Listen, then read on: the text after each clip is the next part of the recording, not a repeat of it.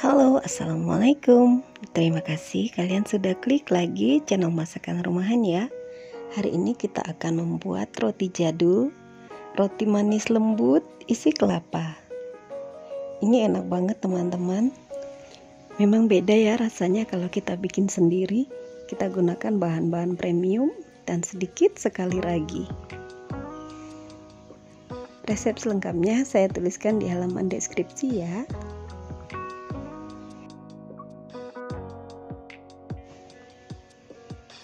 Ini semua bahan-bahan yang kita gunakan. 500 gram tepung terigu, saya gunakan tepung cakra kembar. 50 gram susu bubuk, 6 gram ragi instan dan 1,5 gram bread improved. 2 kuning telur tambah 1 telur utuh. 120 gram susu kental manis, 1 sendok teh garam, dan 50 gram butter. Di sini kita menggunakan air es. Siapkan 250 ml air es. Saat menambahkannya ke adonan, tambahkan sedikit demi sedikit sampai pas. 30 gram gula pasir, karena kita akan membuat roti isi kelapa yang manis ya teman-teman. Jadi gula pasirnya sedikit saja. Untuk isiannya saya gunakan 1 kg kelapa parut, bagian putihnya saja, 250 gram gula pasir, dan 6 lembar daun pandan, 2 sendok makan tepung maizena, dan 1 sendok teh garam. Sebelum membuat rotinya, kita buat isiannya dulu. Masukkan 1 gelas air ke dalam kuali, tambahkan semua bahan, dan masak dengan api kecil hingga 40 menit sampai 1 jam sampai kelapanya tanak ya teman-teman, agar unti kelapa ini tidak cepat basi dan tidak cepat berjamur. Saya buat sebanyak ini, hanya sedikit saja untuk isian rotinya ya teman-teman. Sebagian lagi akan saya simpan di kulkas. Suatu waktu saya butuh untuk membuat kue lain, saya tinggal gunakan saja. Masak selama 1 jam sampai benar-benar tanak. Bahan isian unti kelapa sudah selesai kita masak dan sedang kita dinginkan. Berikutnya kita mulai mengadon rotinya. Campurkan tepung terigu dengan ragi instan dan bread improved, susu bubuk, gula pasir, susu kental manis,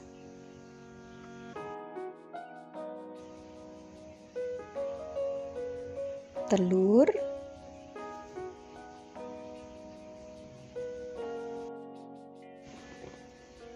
dan tambahkan air sedikit demi sedikit.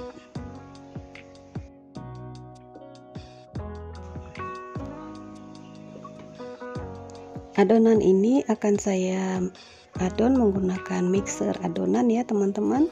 Tapi karena saya menggunakan mixer kecil, hand mixer Philips ya, ini ukuran kecil, daya tahannya kurang ya teman-teman.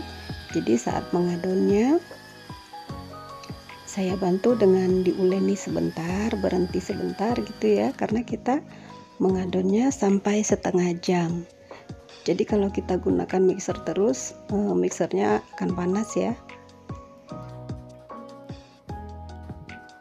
Setelah adonan tercampur rata seperti ini, baru masukkan butter dan garamnya.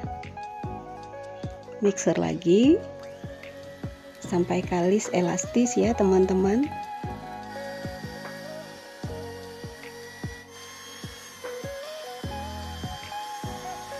Mixer terus hingga kalis dan elastis. Sambil sesekali kita bantu dengan menguleni dengan spatula ya teman-teman.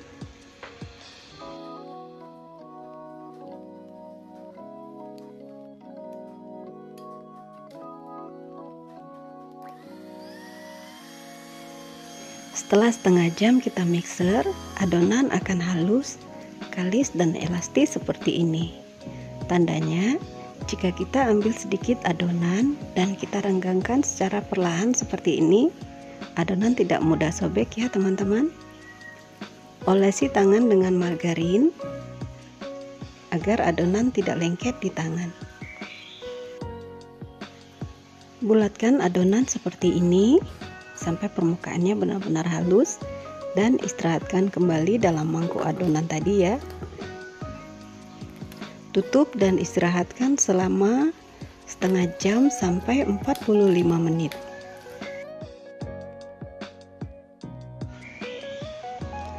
Kempiskan adonan dan tuang di atas meja rounding yang telah diolesi mentega ya teman-teman, supaya adonan tidak mudah lengket.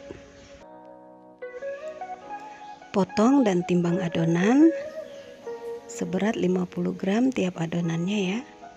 Pipihkan dan rounding adonan sampai kali seperti ini ya teman-teman.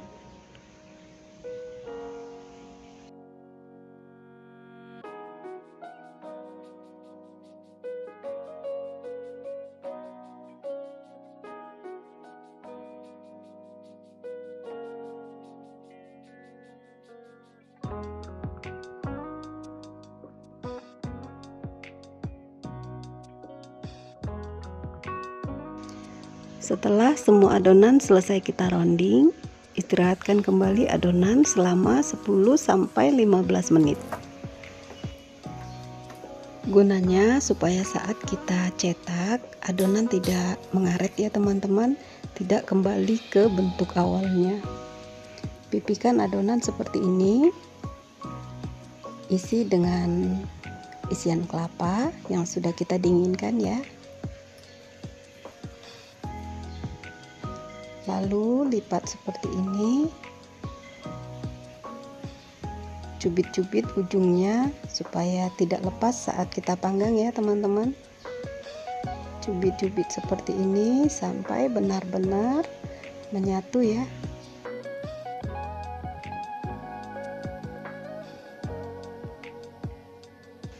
Jika dalam adonannya ada rongga udara seperti ini, keluarkan saja ya teman-teman. Kempiskan semua rongga udara yang ada di dalam adonan. Pipihkan seperti ini, lakukan seperti tadi ya. Isi dengan isian.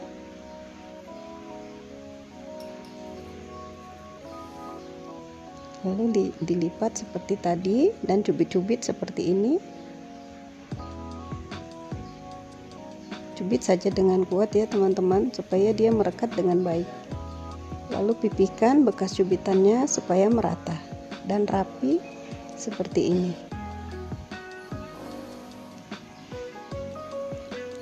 Dua buah adonan ini untuk anak saya, dia minta isi dengan dengan krim dan keju. Jadi saya buatkan untuk dia 2 buah. Setelah selesai kita cetak, istirahatkan kembali selama 1 jam sampai 1 jam 15 menit ya teman-teman, tergantung cuaca. Kalau hari panas 1 jam dia sudah mengembang 2 kali lipat ya teman-teman. Setelah mengembang, kita olesi dengan susu evaporasi. Jika tidak ada susu evaporasi, bisa menggunakan susu UHT cair ya. Ini tujuannya supaya saat roti kita panggang tidak kering ya teman-teman. Taburi topping di atasnya, saya menggunakan wijen yang sudah disangrai. Setelah kita olesi dengan susu evaporasi, diamkan sebentar selama 5 menit sebelum kita panggang. Kita panggang dengan oven tangkring ya teman-teman. Sebelumnya sudah dipanaskan selama 10 menit dengan suhu tertinggi ya, 200 derajat. Dan saat memanggangnya kita turunkan api hingga setengah besarnya ya. Saat memanggangnya kita pindahkan dari atas ke bawah, kita putar lagi dari samping kiri ke samping kanan, seperti itu ya teman-teman. Karena jika menggunakan oven tangkring ini panasnya kan tidak merata ya. Harus rajin dilihat dan rajin memindah-mindahkannya supaya hasilnya bagus ya. Saya memanggangnya selama setengah jam ya teman-teman. Hasilnya cantik seperti ini. matangnya merata ya. Sedang panas-panas seperti ini, langsung kita olesi dengan butter ya teman-teman, supaya kulitnya cantik dan mengkilat seperti ini. Warnanya jadi coklat keemasan gitu ya. Lembut sekali teman-teman dan wangi.